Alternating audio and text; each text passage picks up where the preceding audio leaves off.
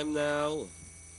Gates open. They're up and racing. Replacement draws for your lead. Moving up by the rail. Surprise call is sneaking in down on the inside is Field Runner. Moving up on the outside. Ruby Gentry. Then followed by the rail by Daddy's Favorite. Moving up on the outside. Bangge.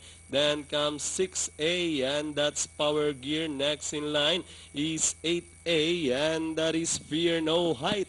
Heading towards the last 450. We have Surprise Call in command by about 2 lengths. Running in second is Field Runner. Down in third is entry number 4 Replacement. As they turn for home, Surprise Call still leading the field. Moving up on the outside is Field Runner and now about to throw the challenge. Replacement remains in third by the release Promise. Surprise Call leading the field.